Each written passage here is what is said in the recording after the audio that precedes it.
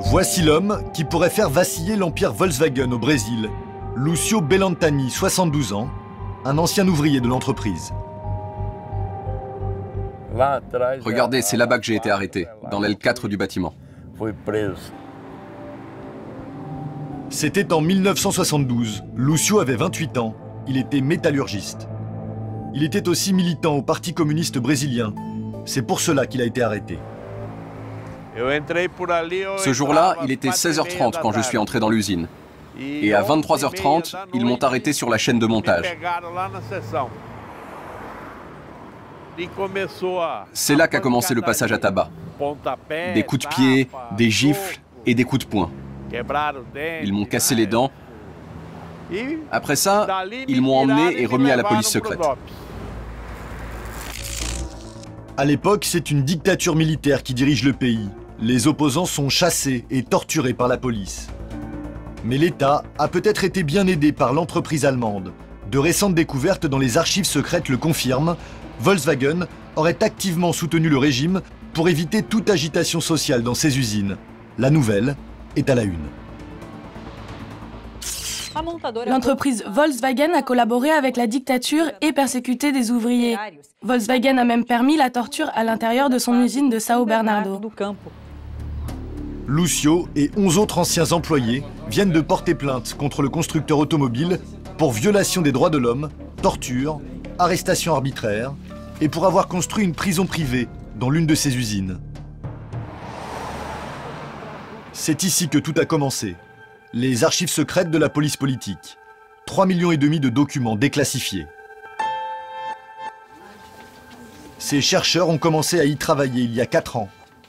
Ce sont eux qui ont découvert les documents qui accusent Volkswagen. Voilà les documents que nous avons identifiés. Et voici le logo de Volkswagen sur ce document officiel de leur communication interne.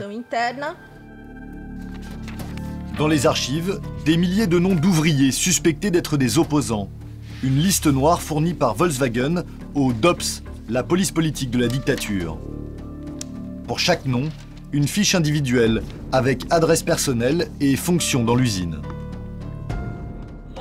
Notre découverte principale est d'avoir démontré que Volkswagen avait son propre service de police et de sécurité, et que ce service avait une relation intime avec les organes de répression de la dictature, sans compter les arrestations et les prisons privées dans les usines.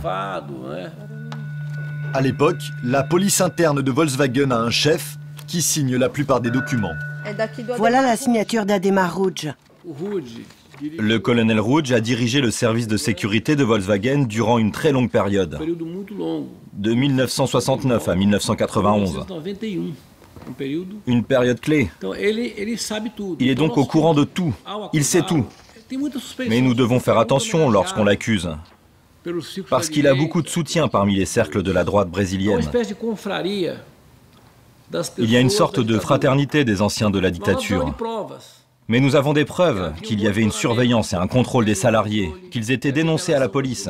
C'est cela que les documents prouvent. Le colonel Ruge serait l'homme clé de la répression interne chez Volkswagen. Et il est toujours vivant. À plus de 80 ans, il vit paisiblement dans le centre de Sao Paulo. Il n'a jamais été inquiété par la justice. Et n'a pas envie non plus, semble-t-il, d'être dérangé par des journalistes. Tenez, parlez-lui au téléphone. On accuse Volkswagen de collaboration étroite avec la police secrète de la dictature. Non, non, tout est inventé. Absolument tout. C'est pour nous salir. Volkswagen n'a jamais collaboré avec la police, ni avec personne d'autre. Tout le monde était libre dans l'usine. Il n'y avait aucune pression sur les salariés. Aucune.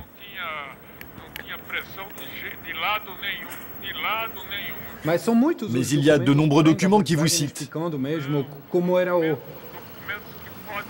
Ces documents sont des faux. Ils ont été fabriqués. Ce sont des mensonges. Vous entendez? Allez, bonne nuit. Colonel?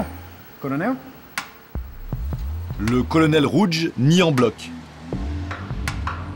Mais l'un de ses anciens amis est beaucoup moins pudique. Le lendemain, nous avons rendez-vous chez l'un des anciens chefs de la sécurité de la dictature. C'est la première fois que Bom Cristiano parle à la télévision. Moi, je n'ai jamais torturé personne. Mais d'autres policiers l'ont fait, oui. Dire qu'aucun policier n'a jamais torturé personne, c'est un gros mensonge. Je vous sers un café ou un petit verre d'eau? Comme tous les anciens militaires et policiers, Bom Cristiano a été amnistié.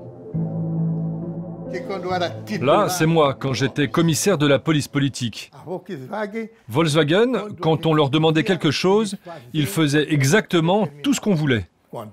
Si on recherchait quelqu'un, par exemple, un élément subversif, alors eux, ils nous disaient « il est à tel endroit ». Vous comprenez? Ça se passait comme ça. Il y avait une vraie proximité entre nous. Et eux, ils appréciaient ce que vous faisiez? Ils appréciaient notre travail, c'est sûr. Et ils me disaient même « commissaire, vous méritez votre surnom de gros dur ». À l'époque, d'après l'ancien commissaire, c'était bien le colonel Rouge, le contact des autorités chez Volkswagen. Des syndicalistes nous ont dit qu'ils ont été torturés à l'intérieur même de l'usine Volkswagen et que le colonel Rouge était présent. Rouge était là, bien sûr, parce qu'il faisait partie de l'armée. Et lui faisait des choses que seule l'armée sait faire, vous comprenez? Pour lui, ce n'était pas du tout anormal. Mais il travaillait pour Volkswagen. Bien sûr, sauf que les militaires ne voient pas les choses comme ça. Ils considéraient qu'il faisait toujours partie de l'armée.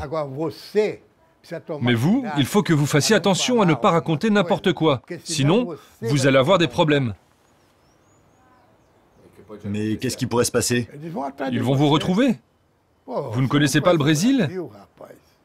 Ici, c'est comme ça. Il y a des choses dont il ne faut pas parler. Ne pas parler, c'est aussi la politique de Volkswagen. Nous avons sollicité le siège de la multinationale à Sao Paulo, dans la rue qui porte son nom. Le seul qui a été autorisé à nous répondre est un historien fraîchement débarqué d'Allemagne et chargé par Volkswagen d'étudier à son tour les archives gênantes. On commence tout juste notre travail de recherche.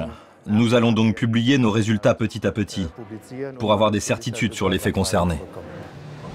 La plainte contre Volkswagen est aujourd'hui sur le bureau du procureur, qui doit décider dans les prochaines semaines s'il engage des poursuites.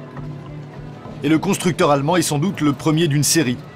D'autres entreprises étrangères citées dans les archives pourraient être accusées à leur tour d'avoir collaboré avec la dictature.